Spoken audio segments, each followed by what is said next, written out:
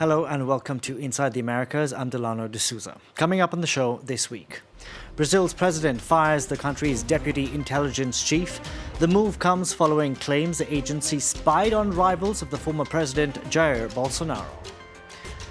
U.S. senators introduce a bill which would criminalize the spread of sexualized images generated through artificial intelligence. It comes after AI-generated images of Taylor Swift circulated online. And Las Vegas are forced to come up with innovative ways to save water as droughts threaten the U.S.'s west coast. But first, Brazil's president has fired the deputy director of the country's National Intelligence Agency. The move comes following claims that the body illegally spied on enemies of former President Jair Bolsonaro during his time in office. Earlier this week, police raided a number of properties linked to Carlos Bolsonaro, the son of the former president. Catherine Viet reports. A spying scandal involving the inner circle of Brazil's former president Jair Bolsonaro is gripping the country. On Tuesday, current President Luiz Inácio Lula da Silva fired the deputy director of Brazil's National Intelligence Agency while denying Bolsonaro and his family were being persecuted by the probe. What I hope is that the people who are being investigated are investigated, that these people have the right to the presumption of innocence that I didn't have. And I think people who have nothing to hide have nothing to fear. Early Monday morning, Brazilian federal police raided the Bolsonaro family retreat. One of the targets, Carlos Bolsonaro, a son of the far-right former president. The police suspect his involvement in alleged espionage as part of a broader investigation into the nation's intelligence agency. The objective is to investigate a criminal organisation installed within the Brazilian intelligence agency with the aim of illegally monitoring public authorities and other people, and using geolocation tools on mobile devices without due judicial authorisation. Carlos Bolsonaro is suspected of spying on his father's political opponents with the help of Jair Bolsonaro's former intelligence chief. Police say the agency allegedly tracked and eavesdropped on hundreds of Bolsonaro's perceived opponents during his presidency, including 3 Supreme Court justices and a Speaker of Brazil's lower house of Congress. The search on the family retreat is 1 out of 9 carried out on Monday and adds to a string of legal woes for the former president. The 68-year-old has been banned from running for office for 8 years after making unfounded claims about Brazil's voting system ahead of 2022's election. Our image of the week next is of wildfires ripping through southern Argentina. The blazes spread in Chubut province, experiencing a heat wave. Officials believe the fires are intentional and say those responsible will need to answer to the courts. Our number of the week next, and it's $250 million. That's the sum of money a super PAC backing U.S. President Joe Biden is committing to running ads in battleground states in the run-up to November's election. The Future Forward PAC plans to begin running the largest pro-Biden ad blitz from the 23rd of August. Now, a bipartisan group of senators in the United States have introduced a bill which would criminalize the spread of non-consensual sexualized images generated through artificial intelligence. It comes after AI-generated images of pop star Taylor Swift circulated on X, formerly known as Twitter.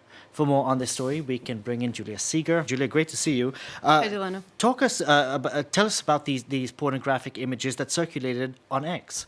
Well, they circulated for more than 17 hours on X before anything was done, some of them reaching 47 million views, 24,000 shares, and eventually her fan community, so they're called Swifties, we all know them, they took over and they started massively posting real videos of her to try to drown those fake news. Now, X attempted in the first place to moderate that, but then they decided to make Swift's name unsearchable on the platform, and that can seem like quite of a, let's say, a desperate action that could show that perhaps platform just just don't know how to moderate this content. And it's quite concerning because we know that these deepfakes are just going to become more and more common. It's happening now with a superstar, a pop star, but it can happen with any one of us because all of these AI generative tools are now becoming are open source and are available to anyone. Now, Juliet, Taylor Swift is also at the center of an electoral interference theory. Tell us more.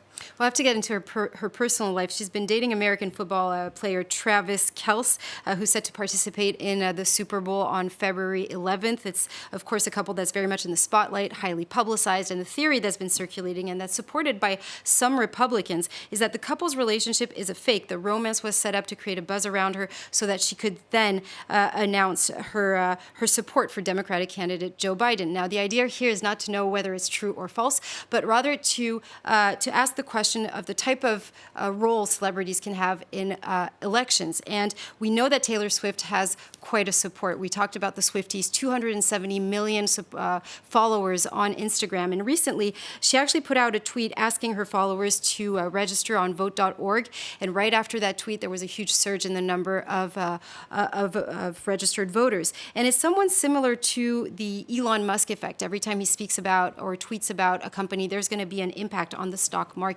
When it comes to the influence she could have in politics, we know that it's real. We know that she also has an effect on the economy. The U.S. Fed, for instance, spoke about how much she boosted the economy after her tour of the United States. And the European Commission also knows this because they recently tweeted Margaritas Chinas, the vice president of the European Commission. He asked her directly if she could help, rally the European youth and help them vote as well. So in any case, this story really makes us reflect on the influence that those influencers have. And it seems like they're really starting to have it in all domains, including in politics. It was funny when the Europeans officials asked her to do that. No response from her. Thank you very much for that, Julia Seeger there. Now, the U.S.'s city of Sin has been known for its successes throughout the years, but Las Vegas is facing a dilemma as it tries to reduce its water consumption. The desert city forced to act as the climate crisis worsens droughts across the U.S.'s west coast. Emerald Maxwell reports. When you think of Las Vegas, the last thing that comes to mind are restrictions. But despite its giant fountains and light shows built in the middle of the inhospitable desert, the city of all extravagance has emerged as a leader in reducing its water use. After the excesses of the night before, the water cops spring into action at the crack of dawn. Salvador's job is to track down any water waste in the city's residential neighborhoods, and he doesn't have to search for long. I do have a spray and flow violation. As you can see, there is some misalignments along this curve. You can see here's where the water's running off. He films and records the infringements. The owner of this house has a faulty watering system that also waters for too long. They've been running it for 5 minutes, which we only recommend a 4-minute run time. And that's because, again, the soil here, it doesn't absorb it fast enough. It just runs off the property. This household gets away with a warning this time, but not far away, another home is slapped with an $80 fine. The amount doubles for each repeat offense, but it's not excessive because its main purpose is to engage homeowners in a conversation. They already got a warning in the past, and when it's like that, we don't give them another warning. They will have to call in to see if they could get an educational visit.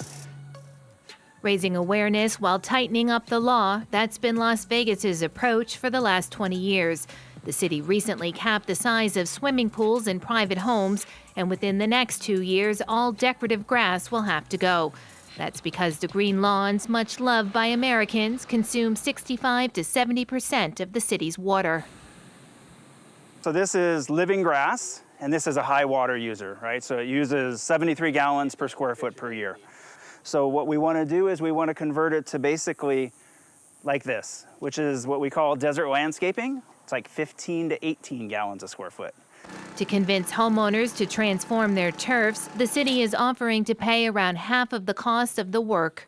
You can do all the programs, you can throw all the money, but if people don't believe it and they don't want to do it and they don't see that it's the right thing, then they won't participate. So you have to do a lot of communication about why it's critical, why it's important. Las Vegas has managed to reduce its water consumption by 26% since 2002, even as its population has grown. It does so partly by recycling the water used in homes. Casinos like the Bellagio, with its famous fountains, are also doing their bit. We need water here in Las Vegas to continue to survive and thrive. We need to do our part. We've installed water-conserving fixtures in our guest rooms and in our facilities and in our restaurants. When we're done with the water in Lake Bellagio, that's getting discharged to the municipal system as well. Every drop of water counts in Vegas because much of its supply comes from the increasingly depleted Colorado River, hit with prolonged drought and climate change. That's it for this edition of Inside the Americas. You can check out other editions on our website, france24.com. From all of us on the team, thank you very much for watching.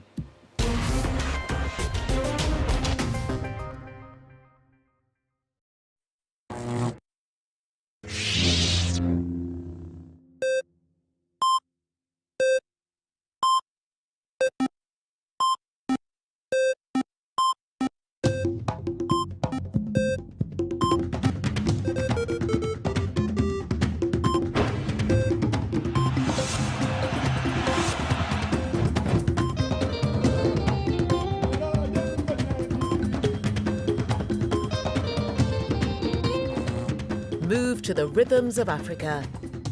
The Africa Cup of Nations from January the 13th to February the 11th on France 24.